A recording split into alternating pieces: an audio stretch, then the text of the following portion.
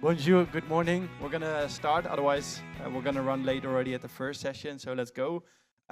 This first session is going to be about how can SaaS innovation drive environmental and climate resilience. Maybe first question, who is a SaaS founder in this group here? We got two, and who's in climate? I'm hoping all hands, otherwise it won't make sense to be here. Cool, this is good to know for them. We're gonna do it with Antoine Feuvre, main job. Yeah, I try. Main job at Swice. He's part of the French tech corporate community. He founded a SaaS early 2000. And then we have Tim Schumacher, who's mostly known, I think, for saas.group, but he actually has his own fund as well, which is purely towards climate, which is called World.Fund. So that's the hat he's going to be on today. And let's just kick it off.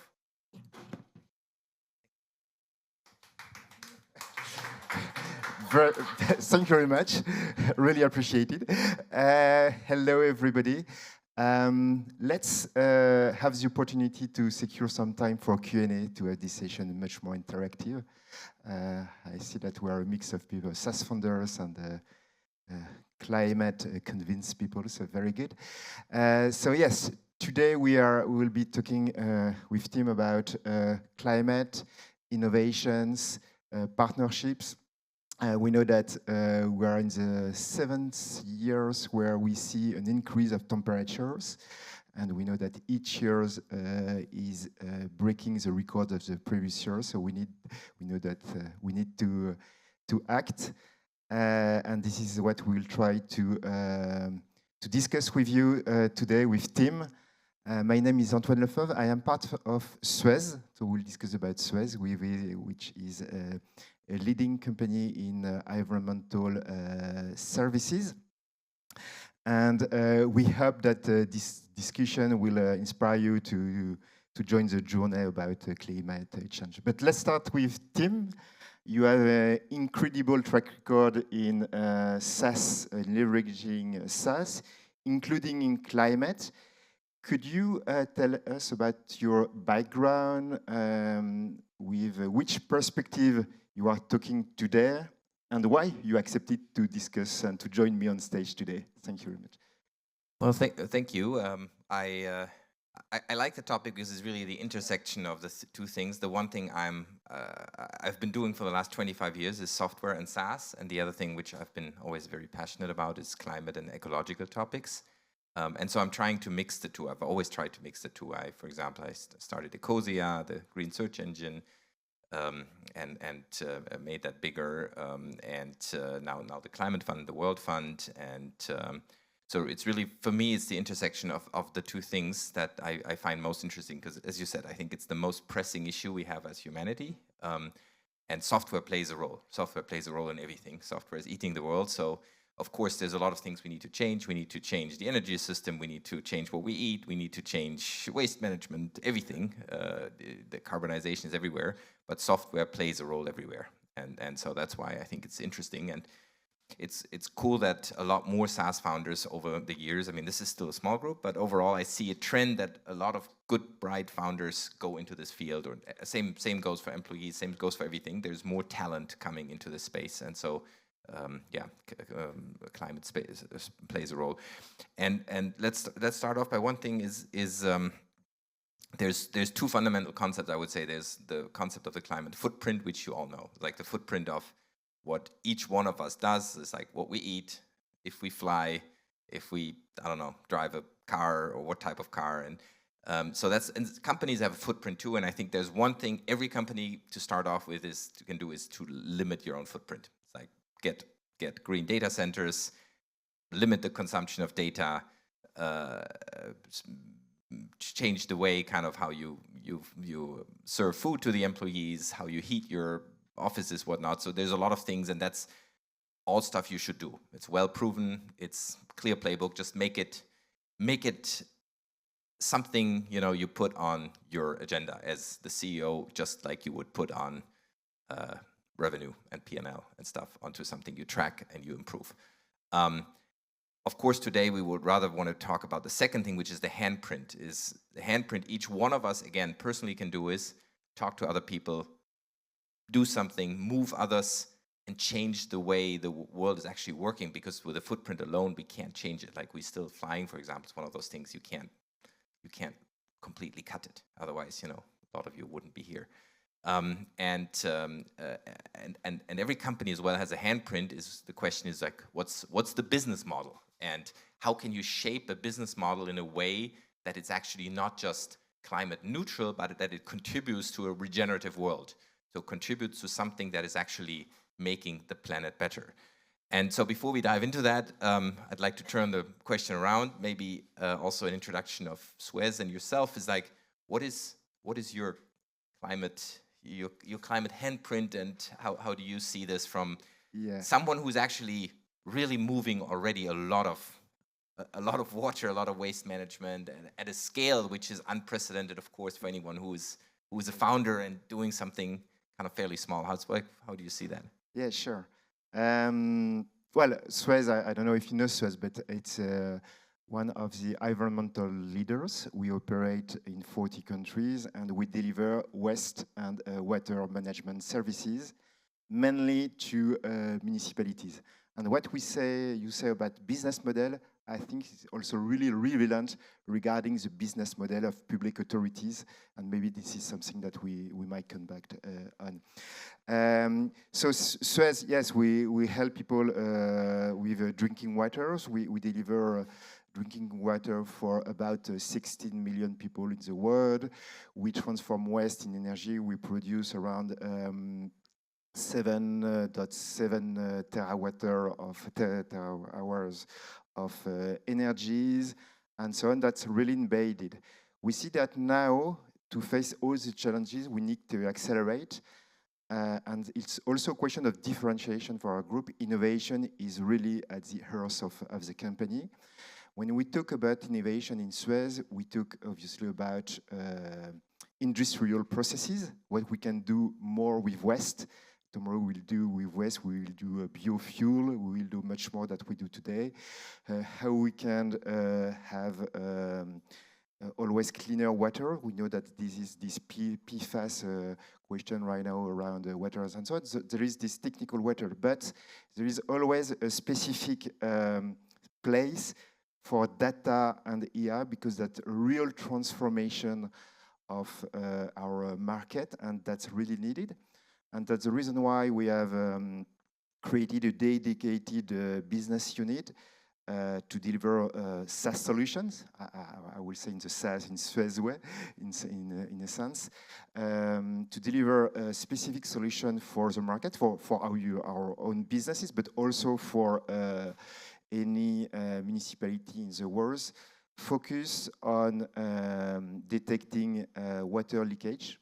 And we are able to really help and stop water leakage. Since in 6 months, and because we are a few weeks after the Olympics, we have saved around 8,500 Olympics swimming pool. That's our new way to count the saving we do in water. And we are also able to optimize our processes to do the same job with less energy. So we are able to, with technology, to reduce 15%. So that's really important. That's just the beginning. In the waste industry, computer vision will change the way we operate, because thanks to a camera, we are able to automatically know the quality of a waste, which is the first question you ask in the waste industry. Because if you have a good quality, you know that you can recycle the waste. And if you know perfectly well the waste, you know what will be the best treatment to have a more environmental choice. So that's very important. But back to you, Tim, with all your records and your expertise, both in digital, SaaS, but also climate. How do you see the key change, or what the technology can bring to the industries, to the climate industry, or maybe to all industry through climate? What is your vision about that? Yeah, so I mean, generally, software can make any process better. like the one you just mentioned, where you detect leakages, in your case it was water, but a good example, for example, is methane leakages, which is huge. And if you can use technology, whatever sort, whether that's drones or AIs or sensors or something, that has an effect which is huge. And by the way, that's also one of the interesting things I always see, is that there's a big discrepancy of what people outside the field think, what moves climate. Usually the top answers are don't take a plastic bag when shopping. It's always in the top 3, and it wouldn't even make the top 100. And then there are the other things which are the reality, what moves the needle, and it would be, for example, detecting methane leakages, or it would be changing industrial heat or food waste. And software plays a huge role, and I think that's also the chance for every software founder, because we all know that software generally is a very competitive field. I mean, you take anything out there, any of the booths here, you find 100 competitors to everything, and climate is still a fairly nascent field. Very often there's a hardware component in there, but there's always a software component. AI plays a huge role. I give a practical example, for example, from our portfolio is a company that has an AI that plugs into the heating and lighting and everything systems of big buildings like this one, and then with automatic regulation of things, of heating and stuff, the AI reduces the energy use and reduces therefore also the CO2 consumption by about 20 to 25% purely with software. And there are loads of examples like this where there's some sort of, you mentioned waste in the system, inefficient processes where software help. And that's also the beauty, is that in climate, there's always an economic efficiency as well, because if you reduce waste, you reduce costs. And that's one thing I learned, is that you shouldn't start or run a climate company just for the sake of climate, not because you shouldn't do it, but just because it won't be successful. But what will be successful, if you find something, I sometimes say, if you find something which also climate change deniers would buy, which means that you go and find something that has a real economic benefit, and that's actually not that hard in climate, because there's just so much waste everywhere. The whole world has been built upon energy and cheap fuel and waste and stuff, and so tackling then individual points where you can reduce waste, that's a really good starting point for any company, because you find interest for economic benefits, but also for ecological ones. I mean, I'm sure you have CO2 targets, net zero targets, and you probably also have like a gazillion projects you need to successfully do to reach them, and each of those projects is a chance for a startup founder, because you can plug into the solution, and that's essentially what we will see in the next, I would say, 20 years. Yes, you're right, and maybe I can give you some concrete example of what we do. And in Suez, there is some technology that we developed by ourselves, but we also need to incorporate many technology from the outside, because we do not have the footprint to address the vast challenges that you need to face. Back to maybe one example that I love to quote, because I believe that regarding climate, we have 2 objectives. The first one is, as you mentioned, is to avoid the unmanageable. So the situation where all together we have produced too much CO2 and we are on the climate is under control, going from crisis to crisis. So that's the reason why the 2 degrees Celsius target is important. So this is what we do when we improve our efficiency processes, when we recycle more material. But a trend that we do see is, after avoiding the unmanageable, is also to get ready to manage the unavoidable, meaning the adaptation, because we already know that the target of 2 degrees will be hard to reach, and we already see the consequences of the climate risk. So we need to get prepared all together to face new climate disasters. So, and software sometimes can solve the 2 points. We are a solution that in real time optimize the wastewater networks. So if you take Paris areas, for example, it's more than 4,000 kilometers of wastewater network, so that's huge. And if you have the right sensors, the right data, and the right IA algorithm, you are both on the plants and both on the network, you are able to decrease the energy consumption by 15 to 20%. So you mentioned 20 to 25, but yeah, we really feel it in our installations. You are able also to avoid wastewater discharge in the environment. That otherwise that will create pollution. And at the end of the day, that gives you a capacity of anticipations. And what we see as a trend, for example, in Paris area, we are now able to anticipate floods that will come 6 hours before to limit the impact of these flows. And this has been used anyway during the Olympics to make sure that the Seine was ready to have the swimming competitions.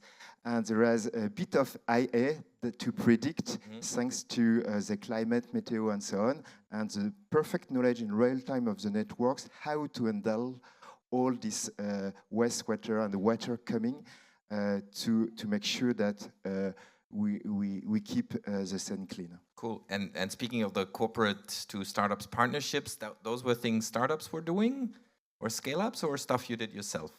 That's one on network. This is something that we made ourselves, and that's something that we have been developing since the last 15 years. And that was the story of Suez is that we starting 15, 20 years ago to develop sensors, so water meters. It's the same that you have for electricity, and that has provided many data. And from those data, we moved to so that one was developed by Suez IA team, and that's a solution that we sell in more than 20 countries, and they also use in Singapore and many countries. So we see that, and we're convinced that data can really impact and create positive things.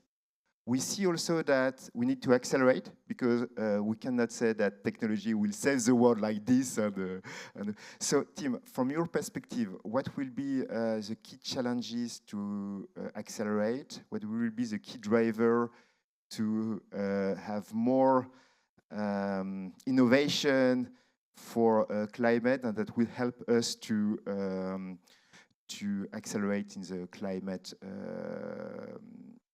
fight? Yeah, well, I mean, one thing is, of course, the political will, which is tricky at the moment. That there's, like in the European elections, a bit more shift to the right. Some countries were hopeful, like Poland, but others, including our two home countries, Germany and France, are going to the other side at the moment. And other topics seem to be more populistic and interesting for people than climate, which is unfortunate. But climate is in its way a mega trend. So I have the feeling that it will come back, because you can't defy physics, and people will realize that it's a topic. So it's and the good thing is, I think on the European level, the Green Deal seems unaffected and still on course. So, but that actually means regulation is very important. Political will, regulation is important to make sure that people are actually paying for CO2 and other ecological blunders. And so on the other side, it's the companies are important, for which again regulation is important and taxes are important, but then also the will of the consumers. And then it's talent. It's people going and wanting to work in this field. And there, as I said earlier, I think that we've seen a really good trend in the last 5 to 10 years, is that it has become much more attractive, where a lot of SaaS founders also are saying, I want something with a lot more purpose. Founders, employees, talents across all the ages, and we're seeing really, really good talent in that field. So I think that's what we need. And then At the end, it's a mix of existing technology which we need to roll out. About half of the technologies, or half of the CO2 we need to reduce is we can do with existing technologies. Just deploying solar, wind, batteries, and stuff more. And about half of that is with stuff that hasn't been invented yet. So that's a lot more early stage, which will come then in the next 5, 10, 15 years sometimes. And both is equally important. And I think I hope there are many founders in the room here, and maybe also time-wise we conclude with that. Many founders in the room working on this. If you want to talk to me, maybe as a last call to action, if you have something which is fundable, so Series A, Series B in climate, I'd love to talk to you with wearing my World Fund hat. But also if you want to talk SaaS, where again, I think climate has some specialities, but also SaaS is very general, then of course happy to help with my SaaS group head on. And yeah, thanks for coming from my end. Yes, thank you very much. I think that's very insightful. Yeah, I will not repeat what you said. I think it was very important. Again, we also talk a bit about the French tech corporate community, which basically the French tech for the big corporation, and we really believe on what you say regarding cooperation, so discussion between states, regulation, and also with startups and a corporate. This is exactly what we do through this, and we launch an initiative to fight all together regarding how technology can help reduce climate risk. So if you're interested to know more about that, as a founder, as a startup, that you are welcome, and we'll be happy to discuss. I think that we need to, and I see you coming more and more closer. I start to be, thank you very much, and happy to.